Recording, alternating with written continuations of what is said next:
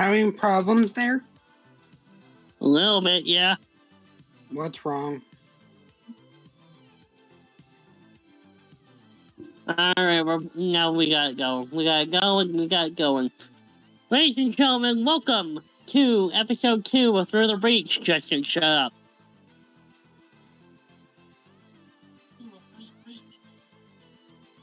Okay, I gotta close out YouTube on my TVs. Okay.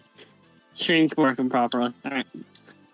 Welcome to episode 2 of Through the Breach. My name is Callan, aka Joshua C. Stewart. I am joined today by two very special guests. One who is going to be a frequent guest on our show, Mr. Justin Chambers, aka Today's the God, if you want to say hi. Howdy, everyone. It's great to be here. And I am also joined by one of our oldest members, and that's not because of their age, it's because of how long that they've been working with us. Please welcome Echo 3246, I believe that's her. You're not cool calling me out on my age already. What's up, everybody? This man broke the cardinal rule that quick. I know. What's up with that? Hey, I haven't said the F word yet. Come on, that's my job. So, for those of you who didn't catch last week's episode of Welcome to the Nightfall, we have ourselves a little bit of a challenge every single week, every single episode that we do, whether it be Welcome to the Nightfall or Through the Breach. We are going to be doing a little bit of a challenge where if we say the F word or if we say the F word more than once per episode, the person who said it the first time gets punished royally. We haven't come up with a punishment just yet, but we will eventually. He'll probably be being told spoilers over something cool. We'll figure that out eventually. Anyways, welcome to Through the Breach. This is episode 2. For those of you wondering where episode 1 is, episode 1 is currently on Twitch. We will be re-uploading it onto YouTube as soon as we can figure out exactly how to do that, or at least how I can figure out how to do that. I'm still experimenting with all this stuff. So yeah. See, that's what you have me here for. You're right, but we will get to that after the stream. Okay. So, I want to apologize for our slight delay. Tonight we were having a little bit of technical difficulties, and last night no one decided they wanted to come join except for Justin over here. And unfortunately, I don't think I can hold down a podcast where it's just me and Justin talking about nonsense, especially with some of his opinions regarding the MCU. Oh, so no pressure here, huh? I've tried to get other people on here. I mean, Tony fucked off the freaking Galaxy's Edge, and Casey isn't showing up. I don't know where the hell she is. So it's literally just the three of us tonight talking about the Marvel Cinematic Universe. Its greatness, and unfortunately the terribleness that Justin's probably going to talk about how much he hates Disney and all of that other shit. Wow, not in denial. I don't hate Disney. I was waiting for it. As someone who is a California native, there are things I do not like about the current state of Disney. If things were to change, which I've been vocal of on Twitter, then sure. But, I mean, I am a fan of Marvel, of various forms of the MCU. Just parts of it is where I pledge my faith more than others. But we will get into that shortly hereafter. So, lasting announcements regarding NIGHT.wav Staff. Tomorrow night we will be doing an episode of Welcome to the Nightfall, also live tonight, live on YouTube at 7 p.m. Central Standard Time, as you can see live on screen. And next week we will be doing a special Valentine's Day episode of Through the Breach. So we got that. You guys got that to look forward to in coming weeks. But tonight we are discussing the Marvel Cinematic Universe. Everything about it, including maybe some spoilers depending on has and who hasn't been spoiled already of a certain spider-themed movie that may or may not have come out 2 months ago. At this point, if you haven't, it's all good. I mean, at this point, if you haven't seen Spider-Man: No Way Home, what the hell are you doing in your life? School. As someone who has seen the movie without giving any direct spoilers, it is a mind trip of an experience. Some good moments. You will cry at some parts. And I will straight up say this: if that movie had come out before the pandemic, that movie would have guaranteed dethroned Endgame. I mean, it very much still could. I personally hate to admit this publicly. I still have to go back and rewatch it in theaters because what's funny is I actually fell asleep right before the final battle. No, I was in the theater, and I literally had come home from a day of work, and went in, literally, like, I got tired. I was getting, like, fatigued through the day, but literally my dad recounted to me afterwards. He's like, I tried, like, saying your name quietly and punching you, and I, like, should have kicked me or something. I'm like, you know, as mad as I am, I can't be mad because my second time going through, I damn near fell asleep watching it myself. yeah. Not because the movie was bad or anything. It's really good. It's just I've also had a lot on my plate since December, and it's been a fair bullshit pair of months. Sure. For a lot of us. Sure.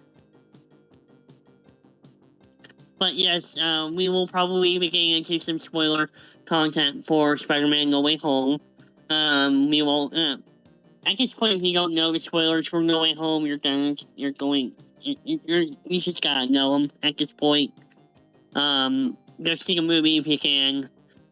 But from this point on, if you haven't seen Spider-Man: No Way Home, leave the stream because we're gonna be talking spoilers about No Way Home, as well as other Marvel shows and movies, including those that are coming up within the next month or two. Yes. Primarily a very special Marvel character who is probably way too dependent on ketamine, if you know what I mean. Personally, don't like. So it just revolving around this one particular series, and I know we'll touch on it in a little bit directly. I'm not so much of a fan based off the trailer for it. Like, yes, this is a lot better than like the previous Marvel Disney Plus shows, but not by much. That's one thing I will admit about Marvel is that their first trailers, their teaser trailers, suck.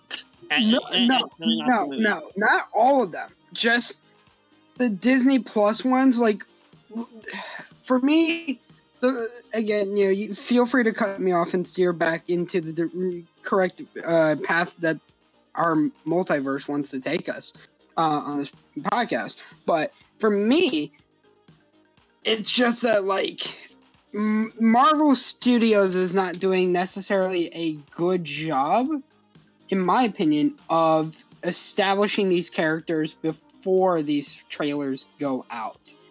Or, like, actually, like... I will freely admit that, yes, I feel like the Eternals would have been a much better movie if those characters were fleshed out a little bit more, or at least hinted at in previous I feel like Eternals would have been better as a Disney Plus show. I'm sorry. I really feel like it would have. I do too. I agree. I think that I mean the movie was already long as hell, and I think that I think the movie was already long as hell. I think that if it had the opportunity to be fleshed out fully, it could have been a much better show than the other Marvel show that we will not be talking about. Yes. But if I'm being honest, Phase 4 has been kind of hit or miss as of late. Black Widow I thought Black Widow was a good movie for what it was worth. Should have come out way sooner. Well, that's a given. And there's actually context as to why that movie did not come out sooner. And we can talk about that if you want. I actually am very knowledgeable on that subject. I mean, let's face it, I honestly think we were just lucky to even have gotten a Black Widow movie. Because for the first bunch of phases, I was like, she's in everything. She's obviously this massive part of the story that you guys are telling, but like, where's her backstory? Like you allude to a lot of things, but like you don't. Yes. You know, you give all of these other characters. Yeah. Movies, well, but like I had to wait so long for hers that it kind of just was like, oh, okay, yes. What an afterthought. Like, really? Yes, me. Again, I know the context. Would you guys like me to tell you the reason why it took so long to get Black Widow in the first place?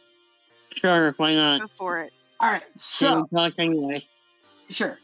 So I have to kind of give a background timeline to this. So for those that don't remember, before 2015, Marvel was actually built of two separate things: Marvel Studios and Marvel was Marvel Entertainment before it was just Marvel Studios, really. Okay. Mm-hmm.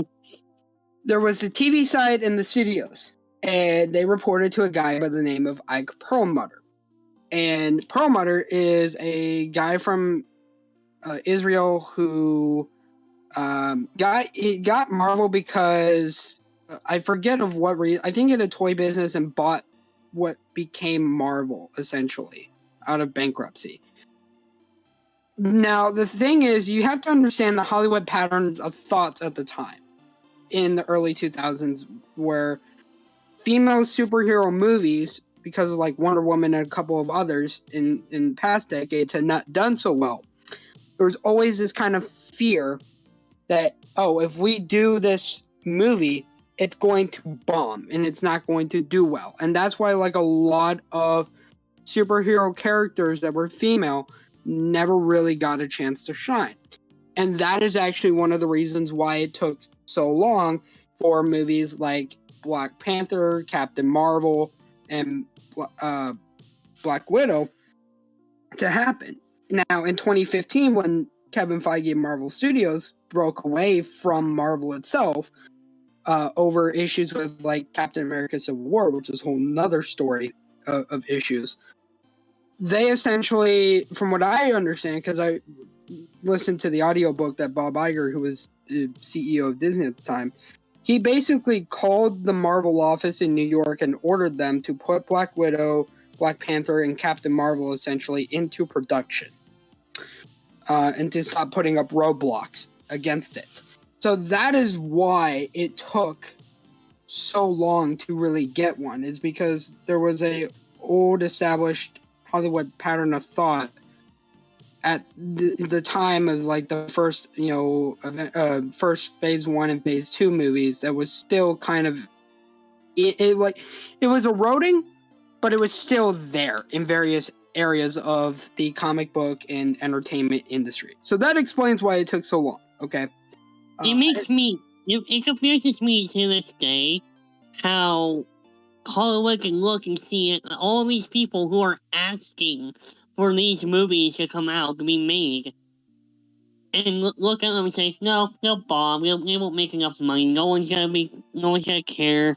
The problem is that, again, like, you have to look at what was happening at the time. The Marvel Cinematic Universe, like Iron Man, like what? Scarlett Johansson did not come into Iron Man, or did not come into the MCU till Iron Man 2. That was which came out, what, 2009? 2010, 2009, 2010. So you're talking about decades in which, between Wonder Woman and then, where female-led or minority-led superhero films were considered to not be a safe risk at the box office by a lot of Hollywood executives that were, grandparents' age, essentially. Okay.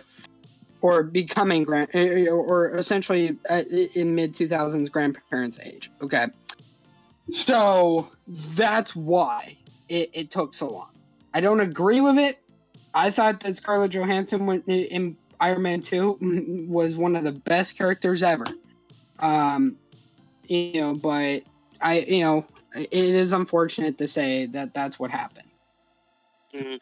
I mean, I guess I'm just going to throw it out there because it's kind of a subtext, like a really tired pattern that I guess we've seen from a woman's point of view. It's like, oh, okay, well, we're good enough to always be like the sidekick, or we're good enough to be the villain, but I swear to God. Guys don't live with roommates. But yeah, no, it's just it's kind of frustrating because it's like, women are great for these side characters, but God forbid they be a main character, and God forbid they be a strong main character. Like, it's not giving any chicks any ideas now, I personally thought it was like the greatest thing ever. Like, yes, let's make, Natalie Portman's character, evolve into Thor. Lady Thor, and like, let's get some of these stronger, female characters out there, and there are a lot still hidden away in the MCU that they need to bring out. Yes. Now, I will say that the one movie, and this is partially just because of the actress, I was not a fan of Captain Marvel. I never went and saw it. I had friends who saw it, and they told me, don't spend your money on this. Because, and I already knew because Brie Larson had a iffy reputation beforehand. So I was like, all right, like, nothing against her, but I'm like, if I have friends tell me her performance is bad and the character is iffy, then I'm like, all right, I'm good. Well, I will straight up say there are a lot of these movies that seem to have come out of order. I mean, it's really hard to say. I will say they come up with the plans for these movies like 6 years ahead of time. Like, that's a known fact that, like, right now in time, like right now, I think they did an article before the end of last year that said that there are 30 plus unannounced projects in development at Marvel Studios across across like TV, film, animation, and I'm like, my God. That's probably actually a pretty conservative number too, because I think if they can get back into the swing of, filming at the rate that they were like pre-COVID, oh my God, like they were dropping movies there for a while. What, every 2.5 months, 3 months? Yeah, like once a quarter. Four movies a year. Yeah. But yeah, right before the pandemic, we got Black Panther and we got Black Panther and Thor. Actually, no, it was Black Panther and Infinity War, and then Ant-Man 2, and then in 2019 we got Captain Marvel, Endgame, and then Spider-Man Far From Home. Now, I know a lot of people who will be mad at me for saying this, but Spider-Man No Way Home was the first Spider-Man movie I'd seen.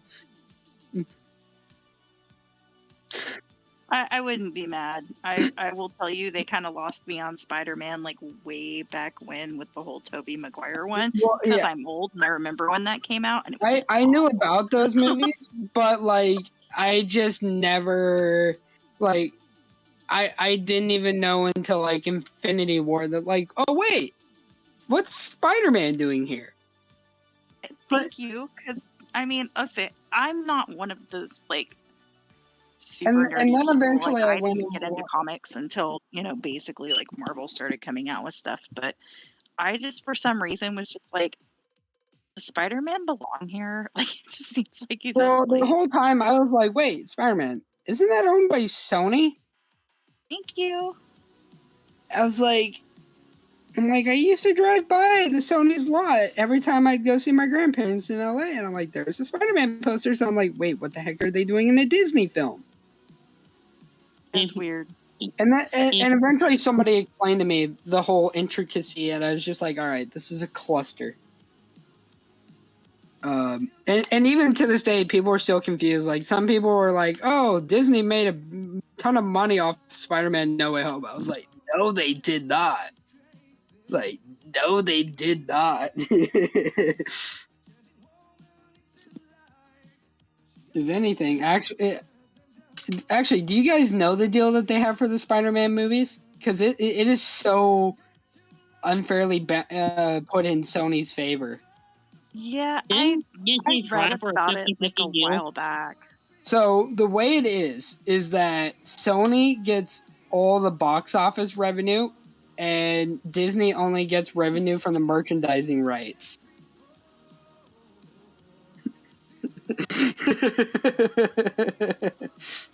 That is super stupid bonkers, but okay. There's some like creative things that Disney has that Sony doesn't. Like, there's some things where it's like, I think like Disney can make like a certain time limit for like a live action show, whereas like Sony can just do like whatever time limit they want.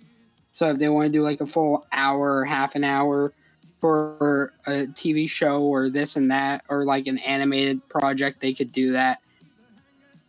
But it's like wow, great.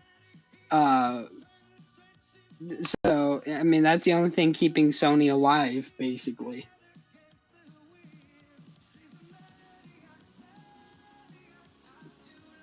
Honestly, I don't know what's going on.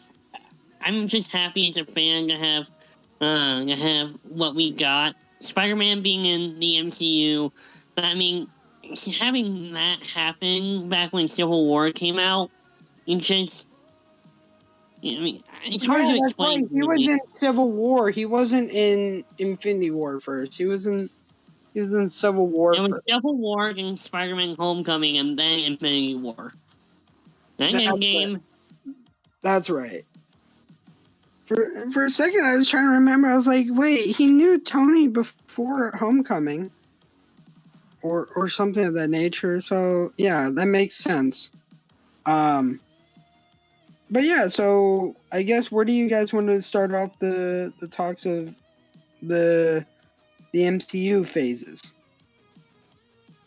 Might as well. I mean, we can start wherever you guys like. I mean, honestly, I just put down, let's talk MCU stuff, and I'm like, not really sure where to really begin. You guys for a target, because truthfully, I just pretty much was one of those people who got sucked in by the movies, and then of course they did Thor, and I was like hooked because Loki fan.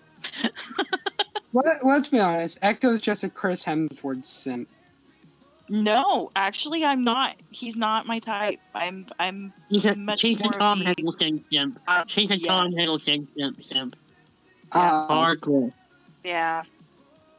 Which is kind of terrible, because like you were saying earlier, like some of the shows, they're not like as good as the movies were, and as much as I adore the Loki character and I just was super excited for the show, I actually did not finish the season, which might make me a bad fan. For me, don't get me wrong. I think having a female Loki was great, but Sophia Di Martino, or whatever her name is, was not the right choice by a mile. Because and also just, I'm sorry, but so I did watch the entire thing. Granted, I didn't pay attention to the entire thing while watching, but like, just finding out certain elements of that show and how it was happening, where it's like, oh, we're in this time variance authority, and we answer to these people, and then eventually figuring out that these, like, Time Lords don't actually exist. Well, it's just like, then what's the fucking point of the TVA? I mean, yeah, that's kind of where my brain was going. Very simple if you actually tried to understand it. No, I understood it, but like the whole idea that like, wait, again. I understand like what they're trying to go for, but I'm just like, all right, so you're telling me all these people blindly put their, I'm like, this intelligent, futuristic race put their faith in androids that like just are computers. I mean, to be fair, have you been paying attention to the real world? Sure, but I'm like, living is one thing. I don't want to sit there. We all answer to silence, aka Gary the robot. Like, I know. Like, I'm sorry, okay, that for me, I'm already scared enough of technology. I've been listening to Starset since before My Demons came out. How do you think I feel? Yeah, I know. I get you. I do. I also happen to live in the place where they're starting to manufacture the actual, like, BMI Neuralink thing, and I have been reached out. Oh, it's I've so been cool. contacted by recruiters who look at my stuff and they think I know way more than I know. Oh, if somebody approached I've me actually from turned them down. Like, I, in good conscience, could not do that for a living. Being a Starset fan, knowing what I know. If somebody asked me I'm just putting it out there. If somebody from Neuralink sees this, and finds my Twitter or finds any contact from me and reaches out, I'm probably going to say yes. No. like I'm sorry, but like for me, I probably would. Now, is that blindly because I'm an Elon Musk fan, or that I invest in Tesla? Who knows? I also think it would just be cool. Starbase, but I also think it would just be cool to show up to a Starset demonstration with a BMI implant. And be like, haha, funny stickers. I have the real thing. And then just like someone be like, oh god. I mean, obviously, I would never be considered a super fan ever again, and you would just show us all up. Thanks. I mean, people that go to Starset stuff anyways already show others up anyways. I've seen telescopes. I've seen people make their own custom suits. I've seen crazy things. I feel called out as I have my own custom suit and many failed costumes. Thanks. No, like there are people who on Reddit actually showed how to make the Starset suits. And I'm like, you ruined this. But no, so how is that ruining though? That's them being because fans. It's like, I don't want to know how they built this. Sorry, I know. First off, I know this has nothing to do with the MCU. So after this, I will segue us back onto the right path of the multiverse here. For me, it ruins the fun because I don't want to know how the things are made. I want to don't watch them. But it's like if you're disseminating that information to people on Reddit or on Twitter or talking about it, for me, I'm like, don't do this. Like, nor the post. Literally. Okay, so like, I'll segue it back for you because that's kind of how I went with like the whole I'm not watching Endgame because if I don't watch it, the snap doesn't happen. I know about the snap, but it doesn't happen. At least not in my world. You're like, someone's like this, like the snap, and immediately you just cover your ears and go la la la. I can't hear you. Exactly. I mean, how do you think I survived in the US but for anyone who I give that for anyone who says the blip. That is such a stupid name for them coming back. The blip. Oh yes. Dumb. Okay, so in terms of the history of the MCU, for what I remember, is I'm trying to remember. I might have to actually look this up because my memory might not be as sharp. But let me do my detective research here. Okay, so essentially, it was a couple people at the time. This was in 2007 that they had started planning the MCU. Okay, it was Feige and another guy by the name of Louis D. Esposito, Dan Buckley, and Joe Quesada, who were president of publishing and the chief creative officer at the time, and a couple of other people. And essentially, all these movies, for those that are comic book nerds, I guess, revolve in a timeline called Earth 199999. For some odd reason, they can't just come up with some regular thing. I guess that's a comic book trend back in the day, was that they had to have some crazy figured out thing. No, I mean, it's always been like a weird multiverse where they basically just like retcon everybody into these weird timelines just to keep selling book comics. So, sure. I mean, I get it. Now, what's interesting though, and I don't think you guys. So, do you guys know how impactful Iron Man actually was for like the entire future of the MCU? I mean, if it wasn't a hit, then they weren't going to go on with it. Well, not only that, but they also were going to lose a lot in the process. Okay. Mm-hmm. I have to find the specifics to it. But I'm going to say something controversial. I didn't like Iron Man 1 very much. I mean, it was a fun movie, but it just wasn't the best movie.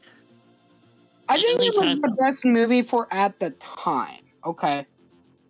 Yeah. No. I mean, But you here's have the to thing. kind of appreciate it for what it was. Like, let me throw this back at you, okay? Because if they were to go back and remake it, it obviously would be like way better and completely different than what they did. Just like with our podcast, we're basically going back and rewriting it because we feel like we could do better. How lucky we are that we can do that. They cannot. Yeah. Mm-hmm. Exactly. Like, I mean, they can always go back and they can always go back and redo it. But no. So what's interesting, right, is so when Marvel was getting ready to launch Marvel Studios, they, obviously Marvel didn't have a lot of money back then. They weren't Disney rich. Okay. They were their own company. So they had to make a loan to a company called Merrill Lynch for $525 million. The fun part is the collateral that was tied to that was of 10 big characters. Are you guys ready for some of those characters? Yes. Those characters that were put up for collateral if Iron Man had not done well were Ant-Man, Black Panther, Doctor Strange, Captain America, and the Avengers. Holy crap. So literally, had Iron Man 1 failed, like almost every single one of the major MCU characters would have been like, it basically would have like, well, not only that, they would have not just lost the MCU, they would have lost all the rights to those characters. Oh my god. Marvel would have gone under. Oh, for sure. I mean, they literally, like, they put it all on black, basically. Exactly. I'm going to say this right now. I am thankful for Iron Man 1. Iron Man 2 was a better movie. I mean, yeah. I think all of the movies at some point, like, for what they are, have progressively gotten better. For me, I think the best... For lessons learned along the way. Yeah. For me, the best decision when it came to the Iron Man film franchise, I know some people will hate me for saying this. It's not a popular opinion. I was actually happy that they got rid of Terrence Howard. I would agree. Yeah. I think a lot of people weren't expecting that, but... I will gladly agree with that because Terrence Howard was kind of an asshole. Like, from what I've heard from behind the winning like an Emmy before I did Iron Man, or he came off of winning like some prestigious award before Iron Man 1, and then was like, "Oh, I was supposed to get $8 million," and I'm like, "Bro, you were barely in any of the scenes for Iron Man 1." It's like, I'm like, you did nothing. But I digress on that. So obviously, Iron Man 1 was a success to date. It cost $140 million to make the movie, and they made $140 million. That's not very much for your average. $140 million back then was not like it was a lot of money, but it was okay. Give me a favor. Compare Iron Man 1's budget to the budget of, say, Blade or Fantastic Four, the first one. To like which Blade film? The first one? The first Blade film. The first one, yeah. The Blade one. Okay, so you're talking about a like 10-year difference, okay? But the budget for Blade was $45 million. Okay, what about say the first Fantastic Four movie? Fantastic Four, let me look. Do we have to talk about that one? Nobody talks about that one. So, wait, which film are we talking about? Fantastic Four, the original. Are you talking about the unreleased one? No. Okay. The original. Okay, then the 2005 one is what you're talking about. Okay, thank you. Yeah. They claimed 87.5 to 100 million. Okay, so yeah, maybe it was a little bit larger than I thought. But you also have to look at like the difference in like I think New Line was co-producing it with Marvel, whereas Fantastic Four was Marvel, another company, and then also 20th Century Fox. And I think, and it's also because of the fact that Fox owned the franchise, owned the Fantastic Four. Mm-hmm. So like. You know, so that's eventually why. Okay, originally the budget was originally going to be 165 million, but that would have been bad because the movie only made 333 million. So hard yikes. But so obviously from there, that led on to the movies of Phase 1.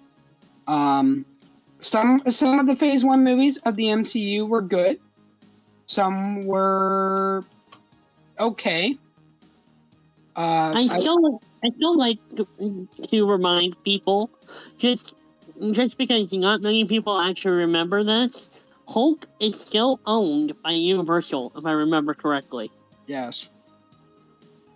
So it is Hulk. Okay, so if we can talk about the post-credit scene for Hulk, the Incredible Hulk, for the Edward Norton 2009 film, I believe it was 2009. Yeah, that was right before. Yep. Okay. Yep. So yeah. So Universal still holds the rights to the Incredible Hulk. So let's just say that let's just remind people that seeing Robert Downey Jr. as Tony Stark in that movie, that the moment you realize that the Incredible Hulk and Iron Man took place in the same universe, when you see and realize that, that's when you realize that is what I consider the true birth of the MCU. Because up until that point, Iron Man was just a standalone film. You had true. You can also claim the post-credit scene with Samuel L. Jackson was, but if you remember correctly, that scene wasn't added until the DVD release. Right. It's true, yes. That is very true. I mean, I've definitely have always considered it like the unofficial first like MCU universe movie. Mm-hmm. And I'm not even like a huge big, comic book fan, but I was like, at what point did they just decide to go, hey, maybe we should do like this huge list of movies and put it all together? I think it was after Iron Man 1, and Feige was at like Comic-Con, and he had said that like if you I forget when it was specifically, but he basically did like an interview one time at Comic-Con where he's like, if you look at all these characters that we're making movies for, one could reasonably say that we are leading to the Avengers, or something to that effect. I don't remember the exact quote, and nor do I want to play like any audio of it for the fear of copyright issues. Yeah, no, we're good. Because even if it was recorded at Comic-Con by somebody, I'm not getting in trouble for that. But so from there was Thor, which I will say I was a massive, and people can choose to respect me for this, but I was a Natalie Portman simp. Even I love every movie she's ever done. Like, that was my first experience to her, and I fell in love with her as not only a character, but as an actress. I'm going to take a moment to say one thing. That movie was directed by Kenneth Branagh. I believe I'm saying his last name correctly. Yes. Whose first introduction, at least to me, or to pretty much most of the people around here, he was Professor Gilderoy Lockhart in Chamber of Secrets. So it is my headcanon that after he lost his memory, he came to America and became a successful movie director. But not before he was actually playing with Shakespeare. Because I'm old and that's what I remember him from. But it's funny. Sure. Yeah. Now, after that, we had Captain America, the First Avenger. Some would say it was a great film. I would say absolutely. And then we had Marvel's The Avengers. Now, obviously, that was directed and screenwritten by one of the worst people ever in the entertainment industry, whose name I will not say. It was Joss Whedon. I will say it just because I want to make sure that people know who this guy is. Sure, but I think we have to put also like a giant asterisk next to his name if we are going to mention his name. Right. I mean, that's true. But I also want to point out that even though he did do some of the worst shit in Hollywood history without actually doing inherently horrible things physically, Joss Whedon did make some pretty good strides in the sci-fi community. Absolutely. He made my favorite TV show of all time. Buffy the Vampire Slayer. No. God, Firefly, dude. Firefly? No. Not even that. Now them's are fighting words. And this is where I segue to the great part of the Marvel Universe after Phase 1. Are you all ready? Can someone give me a drum roll? Agents of S.H.I.E.L.D. Aha. So, off of the backs of the Avengers and a wonderful performance by one Clark Gregg in the end of he's literally been playing this up the entire time just so he can say how mad he is about how Agents of S.H.I.E.L.D. is currently considered uncanon. Now. I'm not going to touch on that just yet. Okay. I consider it canon. You consider it canon. Let's move on. Okay, but so in 2010, Marvel decided to launch a television division. Okay, led by Jeff Loeb, who, actually did a lot of really good work for the comic industry. Made Batman: The Long Halloween. He did a lot of different things such as Hulk Gray, Spider-Man Blue, Commando, Lost, a couple of others. But eventually in 2012, they decided at Marvel, off the backs of the Avengers, or off the heels, sorry, to create a show set in the MCU, which ultimately became my favorite show of all time, Marvel's Agents of S.H.I.E.L.D., which ran for 7 amazing seasons. If you have not seen it, I highly recommend that you go watch it. It's on Netflix for right now, or if you're in anywhere but the US, it is already on Disney Plus. And then also some other shows came out of the Marvel. Some other shows came out of the Marvel Cinematic Universe, such as the Netflix ones, which are universally loved.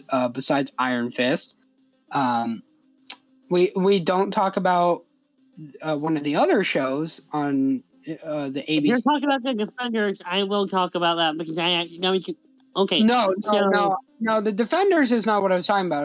I was transitioning back to some of the other ABC shows like Agent Carter. You're talking about Okay, yeah, you're talking about Inhumans, aren't you? Yes, which famously I have not even fully watched yet.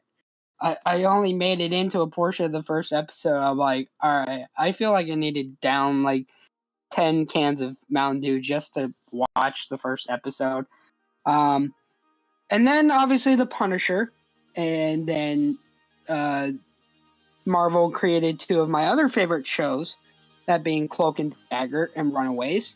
And also they did really Marvel's, what I would say is the true example for horror with Marvel, that being Hellstrom. Because I'm going to say this. Well, the fact that got canceled, because that got canceled, we weren't able to get fucking Ghost Rider again. Exactly. That's another thing. There were a lot of shows because of Disney and not necessarily being able to do everything that they want because Big Brother Studio come first. There were shows like Ghost Rider that were canceled. Now, there's rumors that Ghost Rider could be coming back. I champion it. I champion Gabriel Luna more than any other actor out there playing that character. Because if you've watched season 4 of Agents of S.H.I.E.L.D., Season 4 was the only season I had watched up until about last year. Just because I'm such a big fan of the character of Ghost Rider. I was so happy. And they did so much more justice to Ghost Rider in season 4 of Agents of S.H.I.E.L.D. than they did throughout the entire Nicolas Cage era. As someone who likes terrible movies and I absolutely loved both the Nick Cage films, I can agree to an extent with that statement. Primarily because for me personally, Nick Cage should just hop off his couch and go back and do National Treasure 3 and then retire. I'd be okay with that. Nick Cage is doing his own thing right now. I'm very aware of that. He's actually doing a lot of great movies if you really think about it. Sure. Well, I mean, I've heard rumors that Ghost Rider could be appearing in one of the upcoming shows. If everything goes well with Moon Knight coming out, we could be getting more of the Midnight Suns. Yes, well, that's what the other thing for me that bothers me is that was a Marvel TV idea before it was a film idea, though. Is it a film idea now? I wouldn't know. So originally when they created the Ghost Rider show, or when they announced that they were doing the Ghost Rider show, they also announced that they were doing Hellstrom. And the idea was that they were going to do a version of I forget what they called it. Let me see if I can find it. I believe it was part of a franchise that Marvel TV was going to make, called Adventure into Fear. Yes, it was for an Adventure into Fear, and they were going to do a couple of different things. So first off, they were going to do Hellstrom, they were going to do Ghost Rider, and then they were working on several other ideas that had not been announced. But like the Blade and Black Knight. No. as far as we knew, it was just going to be kind of like a Spirits of Vengeance cornerstone. And then from there, eventually, obviously both those, I mean, Ghost Rider didn't get made and Hellstrom was great, but it got canceled. It literally got canceled the day after the Disney 2020 investors call, which made a lot of people upset because there was no, like, everyone hoped, because it wasn't like it was Marvel characters, but it wasn't branded Marvel, that they hoped it would get a second season, and it didn't. So, that was kind of an unfortunate thing. But see, here's the thing. With today's day and age, when it comes to making Marvel shows and stuff, I mean, we've seen characters such as Daredevil and Kingpin come back into the forefront.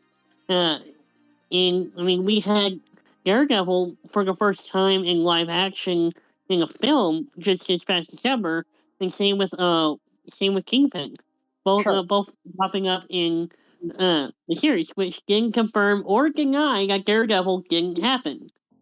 Well, so there's also the possibility of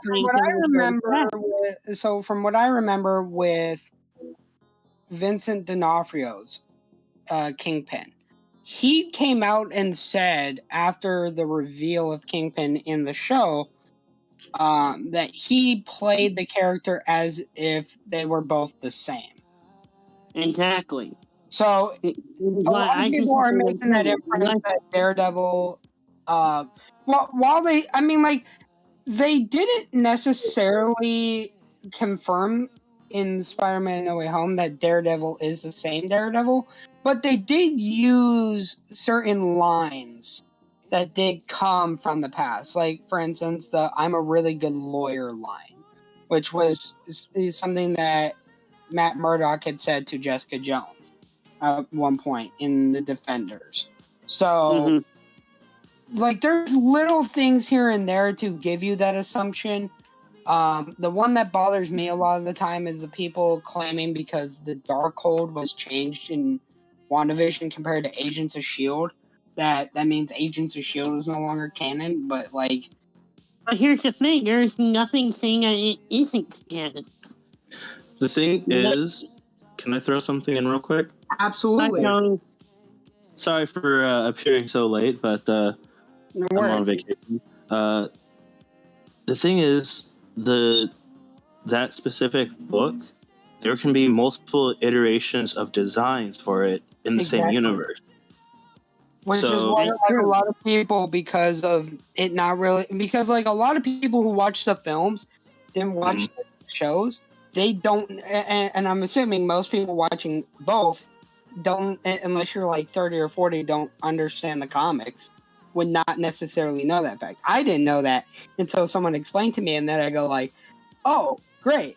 Now, they did make inferences saying that they didn't discuss it being the same. I forget specifically what they said about it. But from what I remember, they at least kind of said, I'm trying to find it. I might have to go to the WandaVision page to find it. Sorry.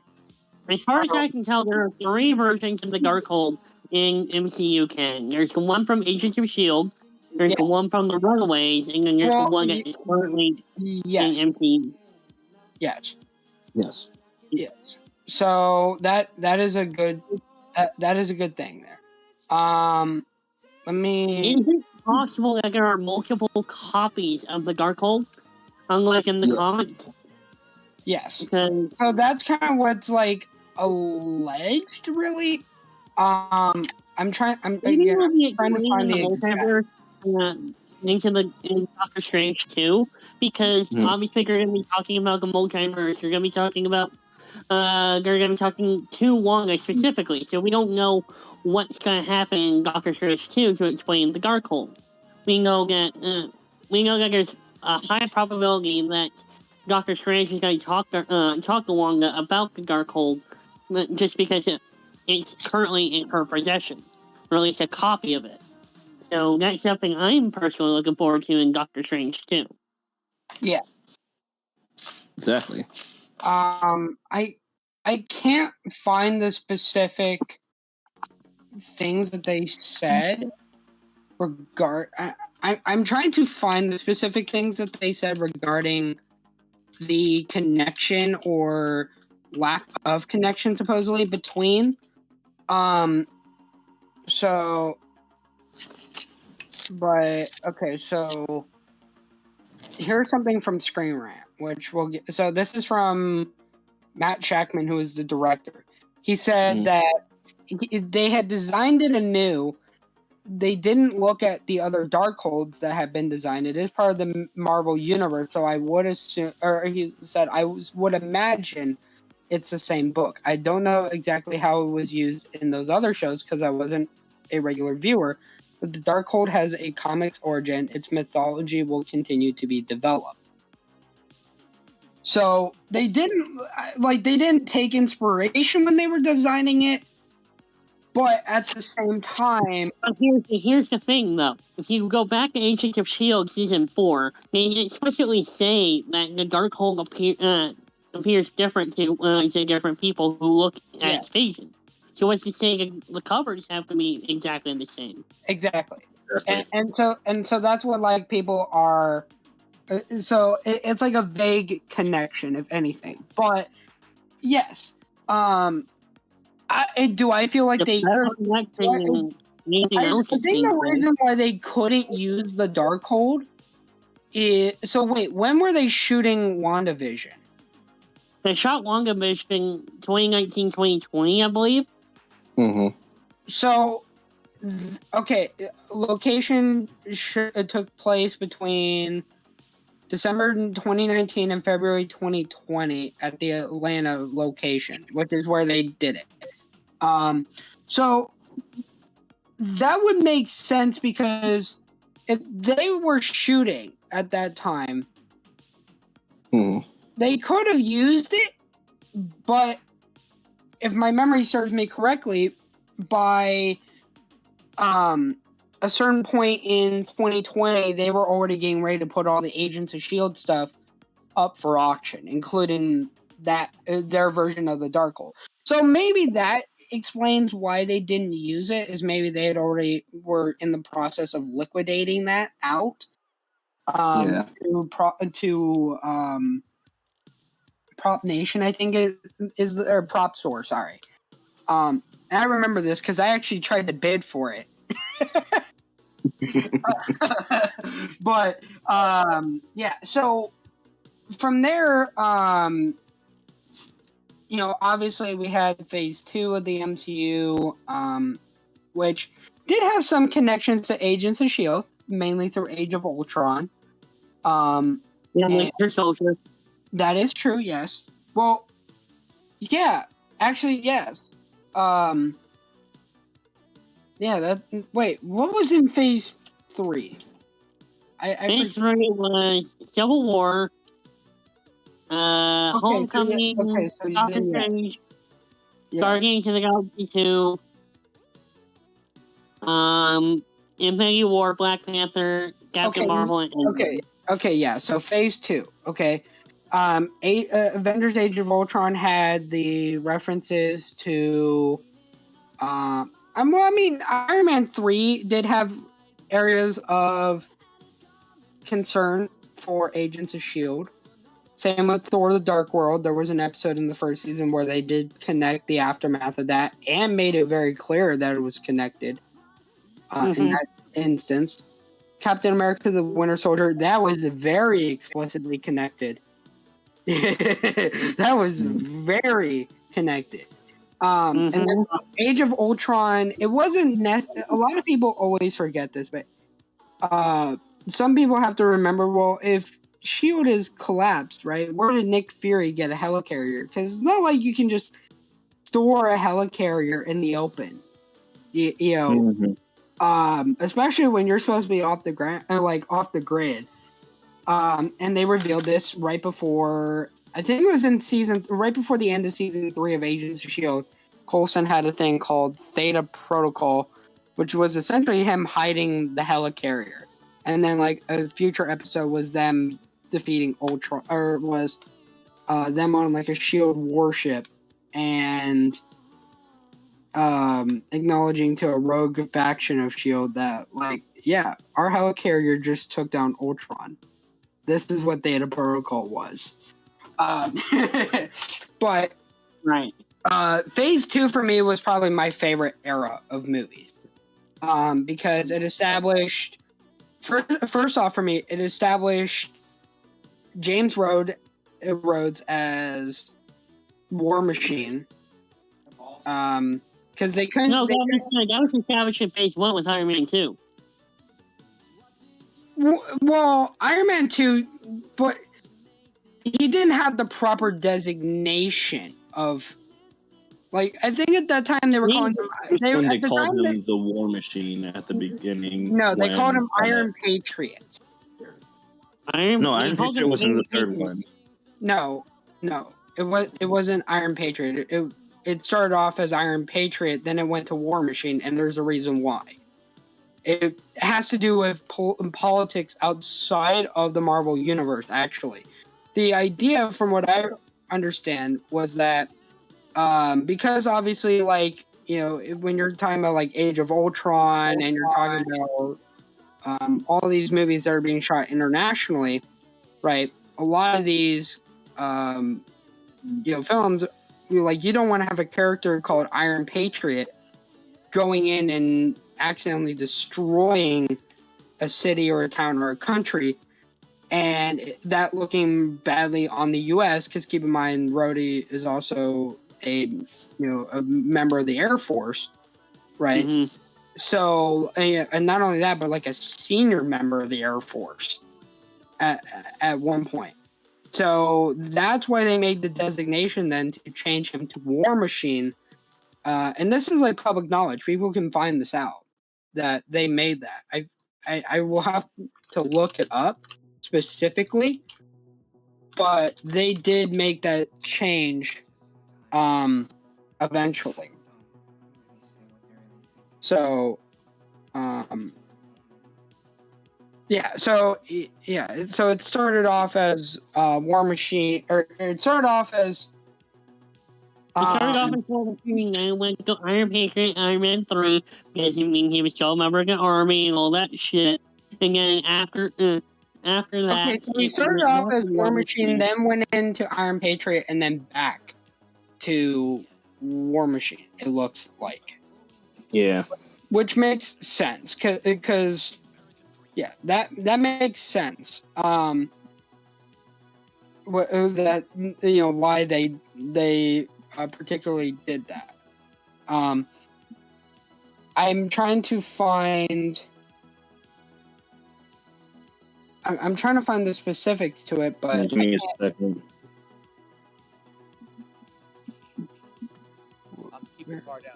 Let me see if I can find the specifics to the reason of the name change. Because I do remember this. Brave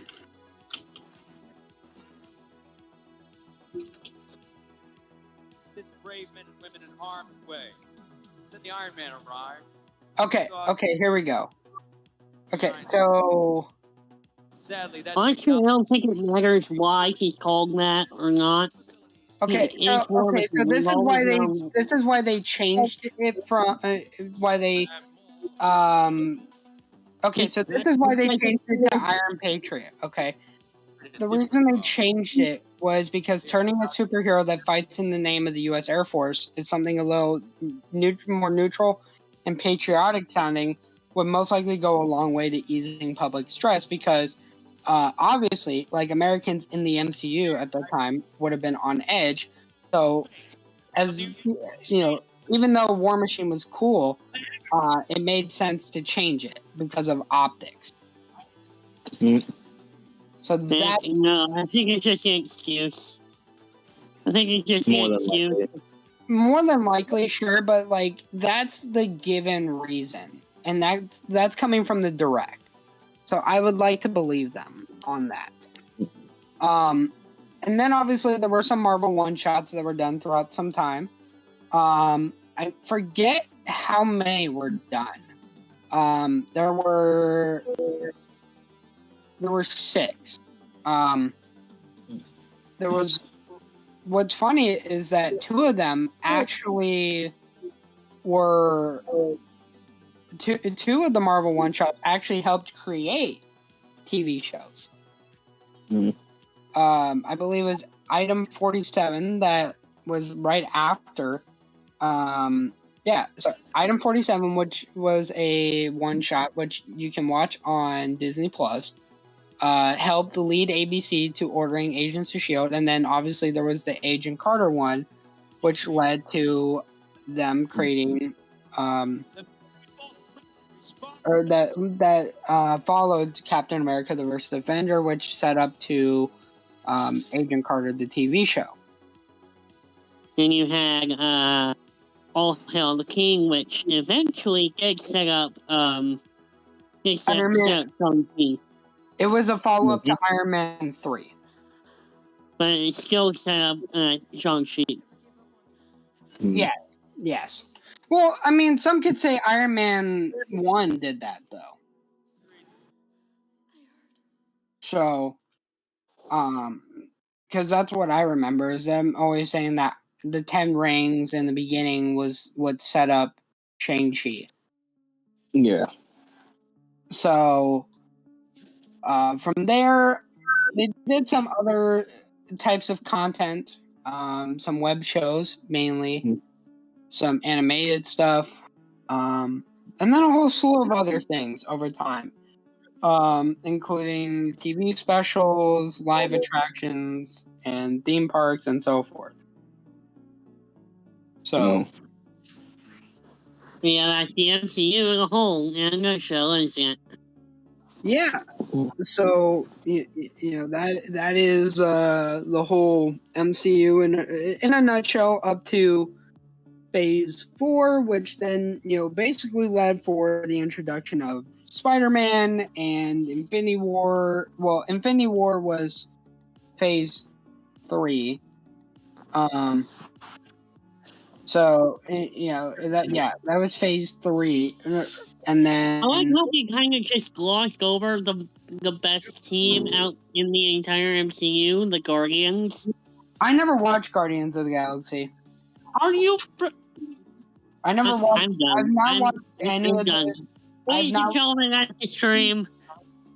I've not watched Guardians of the Galaxy Volume 1 or 2, or I will not be watching the I Am Groot special. What do you have against the Guardians? Chris Pratt is pretentious. Chris Pratt is a human being. Yes. And I do not like, and I don't, and personally, I don't like Dave Bautista. Don't tell me that you're the. Wait, whoever singing your music, please stop that. Yeah, because we don't want to get tempted.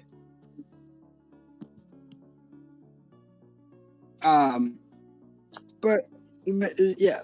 No, those are my issues with Guardians of the Galaxy. I mean, like, I might watch it eventually one of these days. But it would take a lot. You to watch it to get more context in the cosmic MCU. I personally, for me, the way that the cosmic MCU has kind of been handled has been really just absolutely a miss. You're talking about like Captain Marvel. You haven't watched anything else besides probably what, Eternals? And the Avengers movie? I watched Black Widow, Eternals, Shang-Chi, and Spider-Man. So I watched all 4 movies in those 4 films that take place in the cosmic MCU. Yeah. That's Eternals. And Eternals. Mostly on Earth. Sure. So you don't have most of the context. Yeah, sure, you have Agents of S.H.I.E.L.D., which... I understand the whole idea of the Celestials, but, like, for me, like, the Eternals are about it. I mean, the Eternals are essentially like a parenting force, right? Because, like, literally, the Thanos is a Celestial, or I forget what his like designated term is. Thanos is an Eternal. Yeah, he's an Eternal. But like in the trailer, if you watch it, they're like, "Why are we not allowed to get involved in Thanos? Or why are you guys not allowed to get in Thanos?" And they're like, "Oh, we're not allowed to involve ourselves in human matters." But then I'm like, "Hey, yo, you guys are down here on Earth, getting involved with humans," and I'm like, "Really? Like half the planet goes away, and you guys are just somehow okay with that?" I don't think it were okay. I don't think it were okay. Look, Eternals had a lot of problems. We can all agree on that. But the fact of the matter is, let's not shy away from the fact that I glossed over a trilogy from someone who left Marvel twice. Who? Who left Marvel twice? James Gunn. James Gunn got fired for something that he did over a decade ago that he not only apologized for. Okay, so he got fired. He's coming back to do Guardians 3 and then saying that's it. Can you blame him? No, but that's why I said, though, that he... End of discussion. James Gunn... But and then, you know, I'm not mentioning the dumpster fire that was Captain Marvel, because that was a dumpster fire. I don't think anyone could disagree with me. What's that? Wait. I second that because I fell asleep within barely the first 5 minutes of the movie. You're not the only person I will go on to say Captain Marvel was a decent Marvel movie. It didn't deserve to come out, and it deserved all the hate that it got. The only thing about that movie that deserves the hate is Brie Larson because she's a bitch. No, so first off, Captain Marvel could have done better if it was not forced into production and rushed. That's what it was. Because they literally split Marvel. They literally split Marvel Studios from the rest of Marvel, called Marvel in New York, and said, "We want you to put Black Panther and Captain Marvel into production and stop the roadblocks and give Marvel Studios what they need." And they're like, "All right." And what really pissed me off is the fact that they made the Skrulls not... The Skrulls are main villains of the entire Marvel continuity in comics. And yet now they're being embraced as like, hey, we want to communicate with you guys. Like, seriously. I'm not just saying that there are... is a villain of the Fantastic Four. Skrulls in the comic soup. I'm not saying that it's right for them to make the Skrulls the good guys. I'm also trying to say that maybe they have a bigger plan for them down the line. I have all the faith that Miss Marvel and Captain Marvel 2, or the Marvels, will be a much better movie than the first Captain Marvel, and I will stand by that. I believe that Captain Marvel 1 was a good movie, and just a lot of people didn't like it. And I don't blame them for not liking it, because yes, I will admit that even though I liked the movie, it had its problems. Well, if you're being honest. The thing about me, Justin, is that I love I have been criticized so much for liking terrible movies that I was a fan of the Percy Jackson movies. We don't talk about those around here. What do you mean? Those are two of the best mythology movies ever. You guys are, They don't talk about those movies because we do not support movies that do not support the original creator. The original creator sold the rights. At that point, he should have expected it. It's like Star Wars. Rick Riordan never sold the rights because he was still continuing to make the books. He sold the film. He sold the film rights. He didn't sell the publishing rights. And then he got them fucking back. Yes, eventually. I think he bought them back. Mm-hmm. Even he has not seen those movies because of how terrible they are. Yes, I'm very aware he claims that he would have just rather there be 2 hours of black screen on Disney+.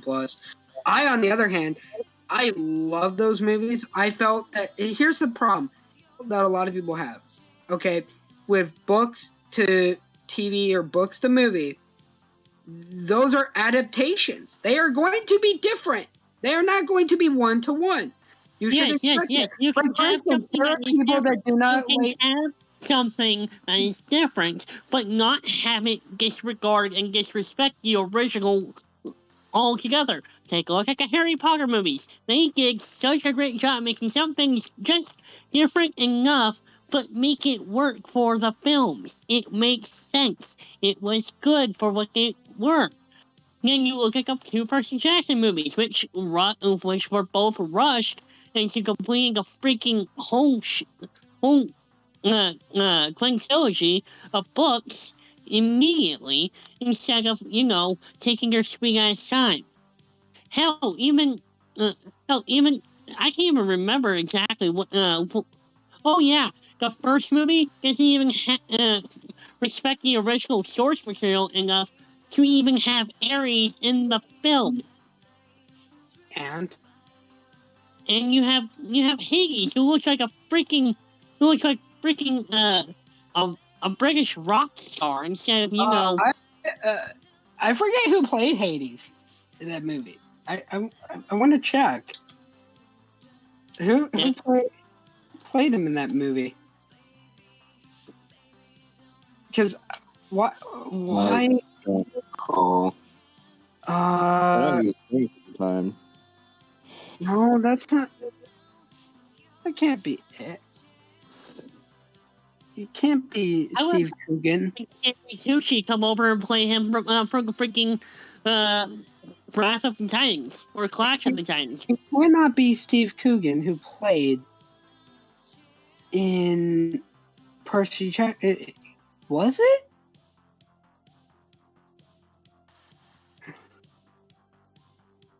Was it him? Okay, yeah. Yeah, it's just Steve Coogan. Okay, yeah. But, like, for me, though, like, I kind of liked him that way. Like, he looked like he looked like a more, like, arrogant Russell Brand mixed with, like, Lord of the Underworld vibes. Like, what's not... He looked more like your uncle who went on a road trip with a band back in, like, the 80s and continued going on tour with these people. Sure. That's what he looked like. Sure. But that's not the Hades in the book. He's such a different character.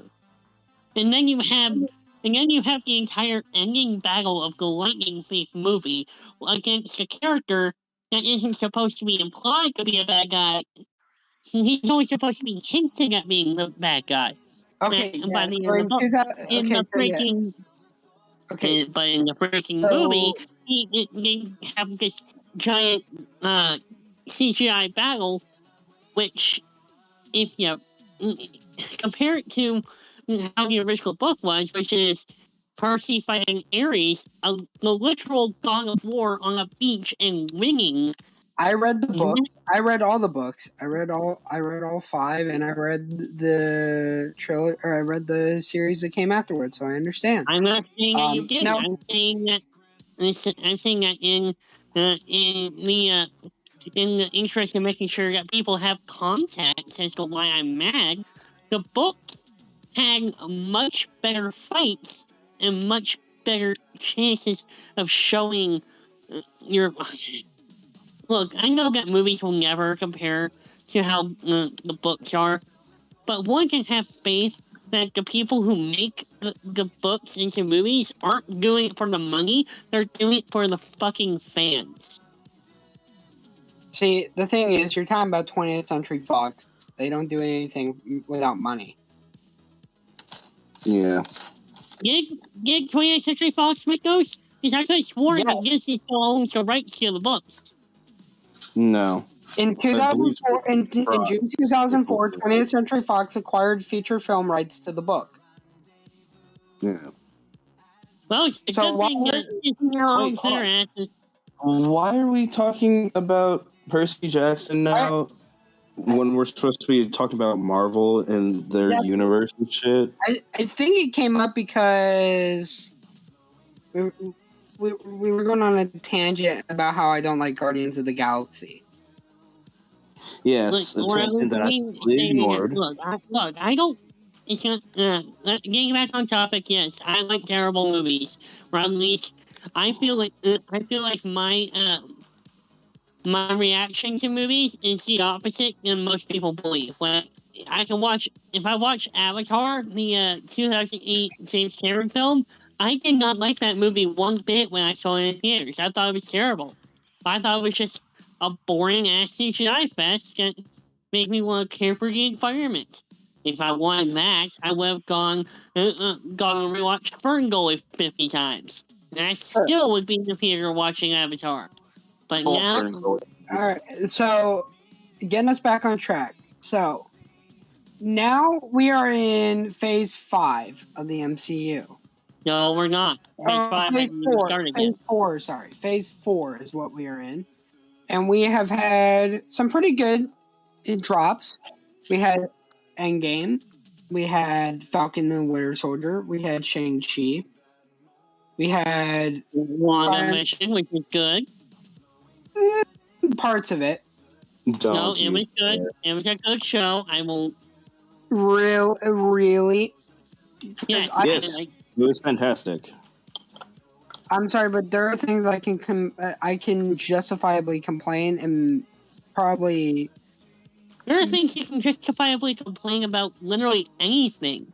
Yes, however, the problems with WandaVision up the walls in terms of the way that they handled the pacing, how they handled certain aspects of the development. It was their first TV show made to look like a movie for Disney Plus. It was literally the first thing. So allow me to address my concerns, okay? One, the fact that you have 4 minutes.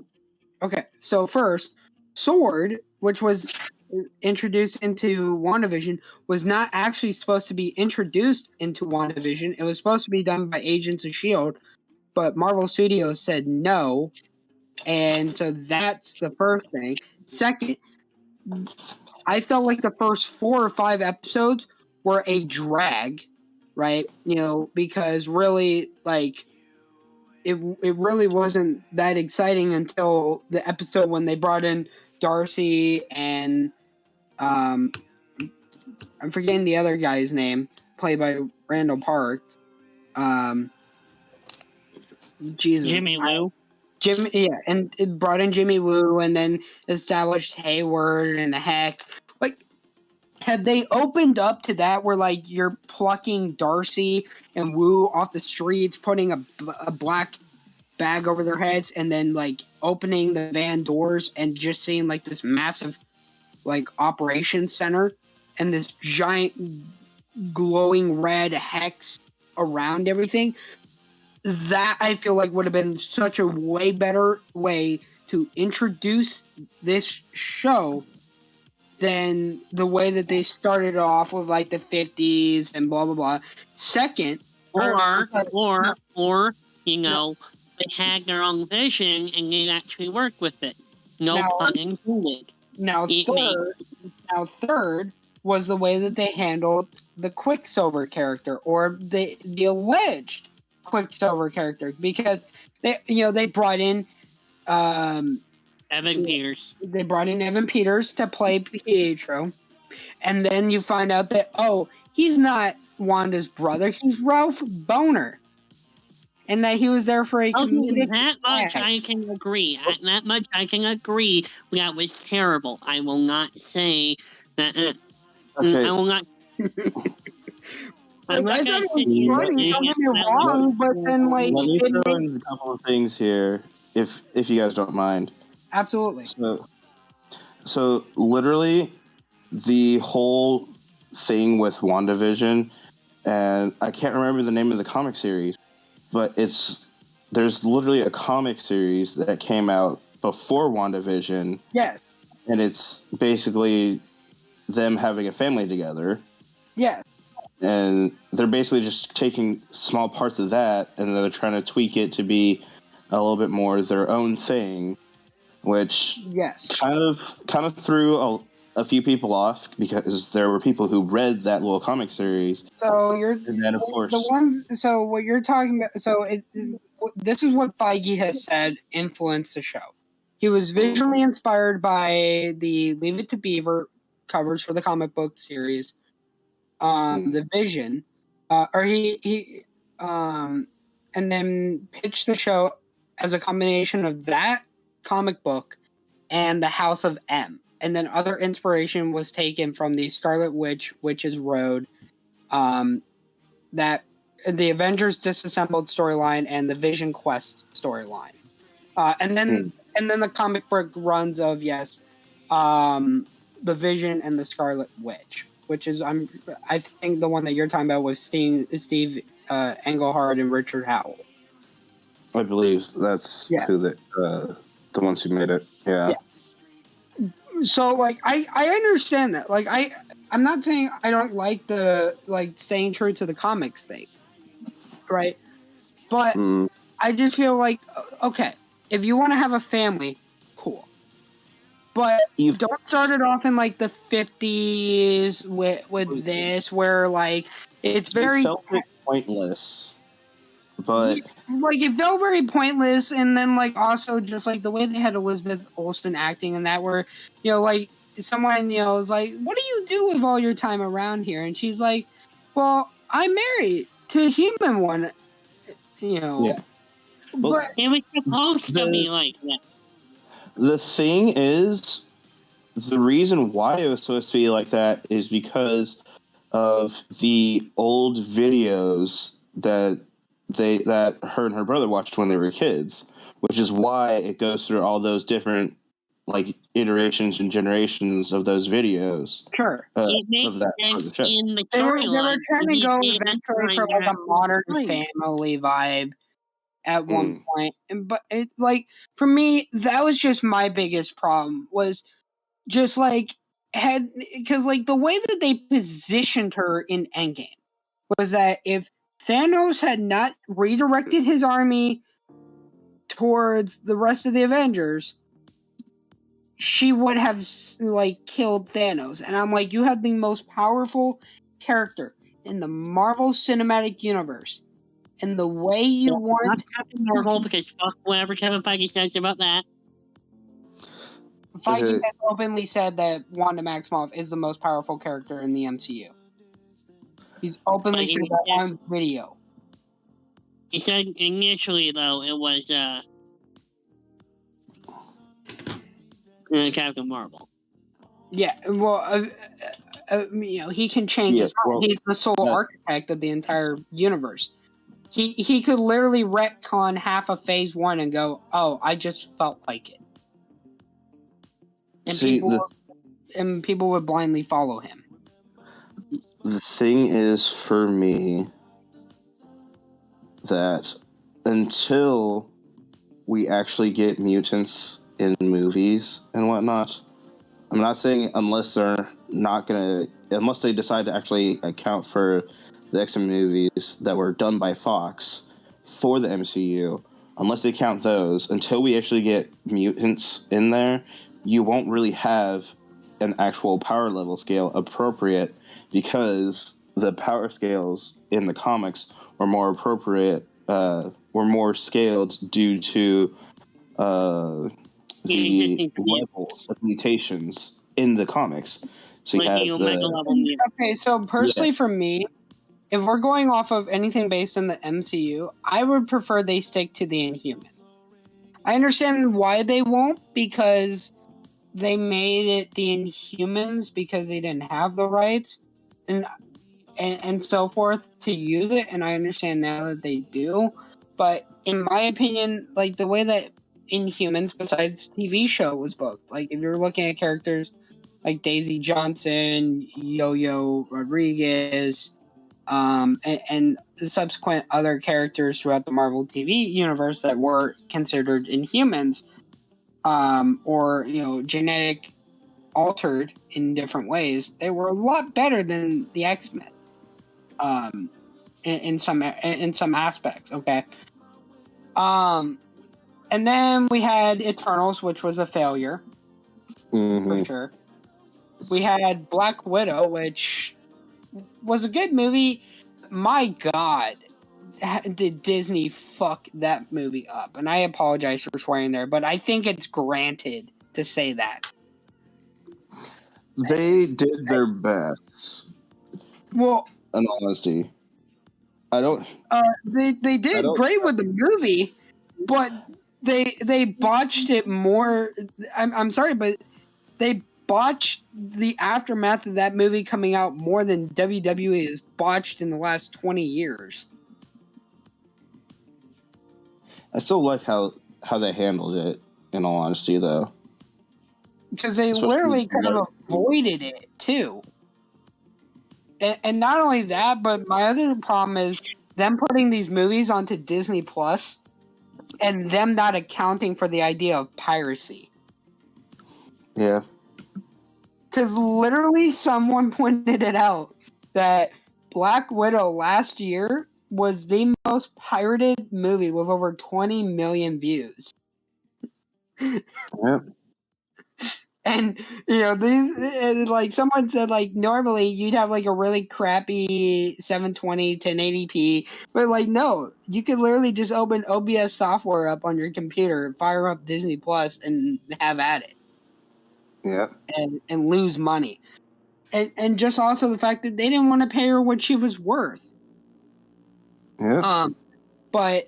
And then we had the whole contract dispute. What's that? Not to mention the whole contract dispute. Well, that's what it was.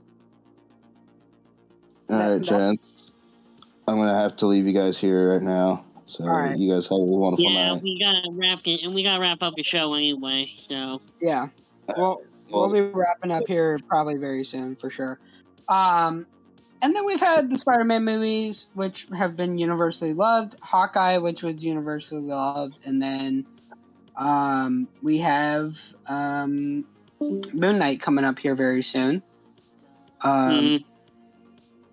So, or actually, no, wait. What is coming up in Phase 5? We don't have any. The only movie that we know is coming in Phase 4. Sorry, Phase 4 is what I meant. The only thing that we have confirmed for Phase 5 is Blade. That's it. Yes, sorry. I was talking about Phase 4. Phase 4, we have Moon Knight, She-Hulk, Secret Invasion, Armor Wars. Okay. So we have on the TV side of things, Moon Knight, She-Hulk, Ms. Marvel, Secret Invasion, which is where a lot of people think the Agents of S.H.I.E.L.D. characters are going to show up, which I agree with. I think that would be a great way to reintroduce those characters into the greater MCU again, yeah. Guardians of the Galaxy holiday special, which I guarantee you I will not watch. I will make sure, I will watch that with you, just to make sure that you watch it. Ironheart, Armor Wars, and then the Wakanda Forever show, and then, or no, Wakanda Forever is its own separate, is a movie, sorry. What they have in terms of movies coming up is Doctor Strange and the Multiverse of Madness, which will be fun. Thor: Love and Thunder, I can't wait for that. Black Panther, can't wait for that. The Marvels, I will absolutely skip that. The same with Guardians of the Galaxy Volume 3. Ant-Man and the Wasp: Quantumanium, I will probably watch. That'll be the first Ant-Man movie I ever watch, and the Fantastic Four film. I think you and I are going to be very good friends when it comes to Marvel stuff. No, for me, it's just I don't. I mean, like Guardians of the Galaxy isn't bad. It's just not my cup of tea. I prefer more like actual like action and character development and. I have action and character development.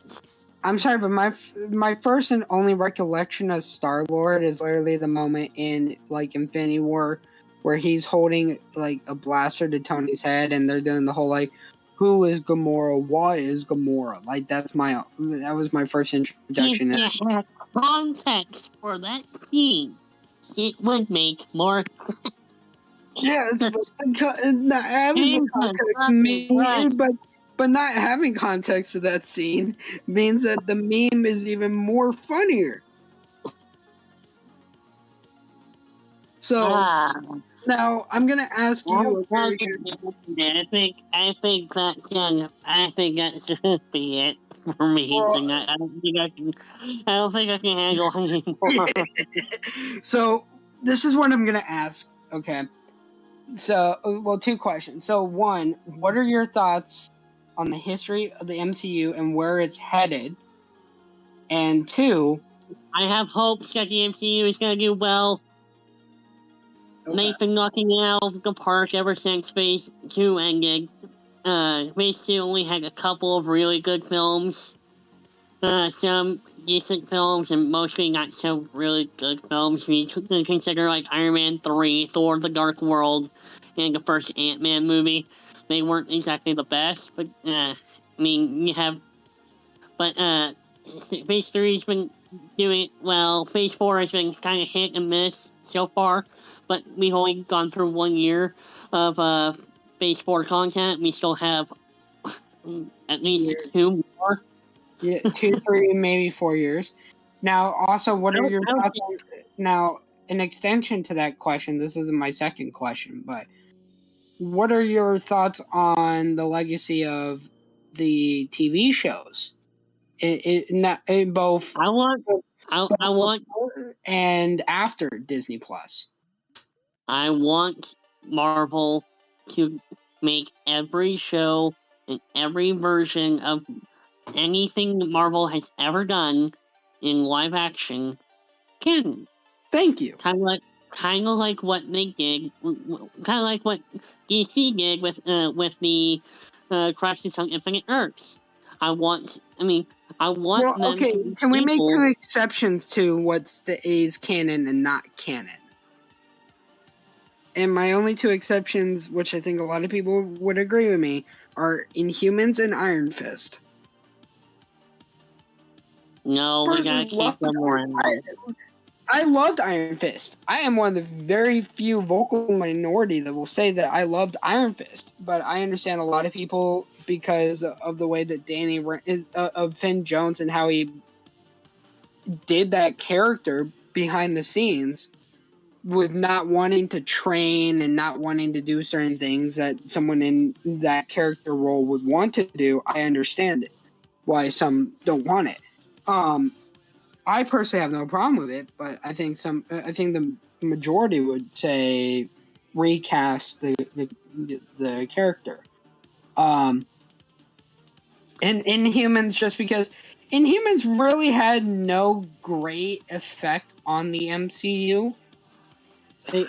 Obviously, look, at this point, I don't mind taking Inhumans out. I just want to be able to say that Agents of S.H.I.E.L.D. and Cloak and Dagger and all these other shows, they deserve their place in the universe. Yes. They definitely deserve, even if it's just a multiverse thing. Like, if they have to... what I would be okay with is if they say that, like, the shows like Agents of S.H.I.E.L.D. and the shows like Daredevil and so forth, pre this particular movie, are canon, main canon.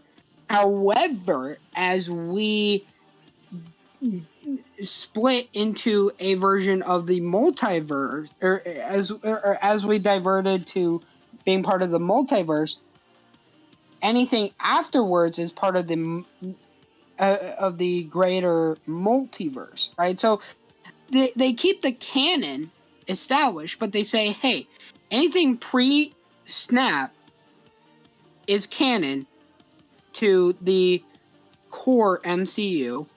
Anything afterwards is part of the multiverse era.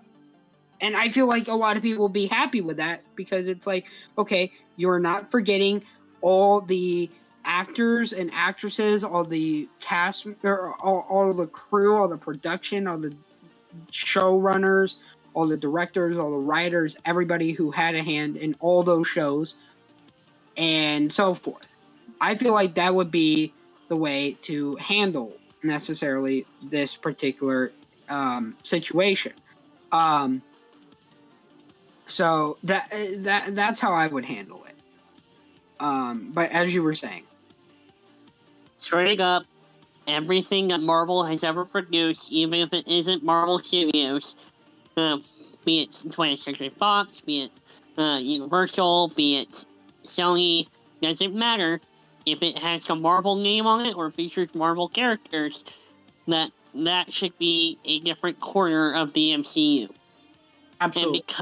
And because of the multiverse being a thing, I'm like very, very much like the idea of bringing it so eventually down the line, I would love to see a Marvel versus DC film because of the multiverse being. I don't think you'll ever see that happen. To be fair, who Disney thought we would would have ever to go see anything on the scale Disney of would have to Avengers? go bankrupt in order to allow Warner Brothers, which is about to be owned by Discovery, to go, hey, we want to do a Marvel versus DC spectacular movie event. Like, that would probably be like, it would never happen. That's like a forbidden door, essentially. Now, never. I want to see it. I would love to see it, but I'm just saying the practicality of it. Like, okay, what would be the practicality of saying like 2008 that by 2019 Iron Man will be fighting alongside all the other Avengers up against a giant purple alien with a ball sack for a ship? Not wrong.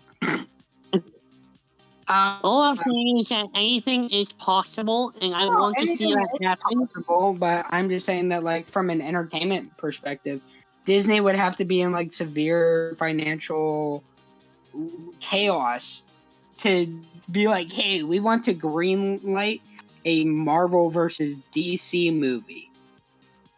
But wouldn't it be cool? Wouldn't it be be cool. Don't get me wrong, because why would they say no to something like that?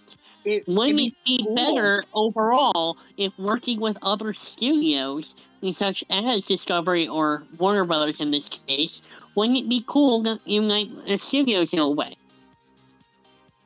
I'm not saying that it wouldn't be. I think it'd be great because you can have people in premiere lines going, Marvel's better, no, DC is better, no, Marvel is better, no, DC is better.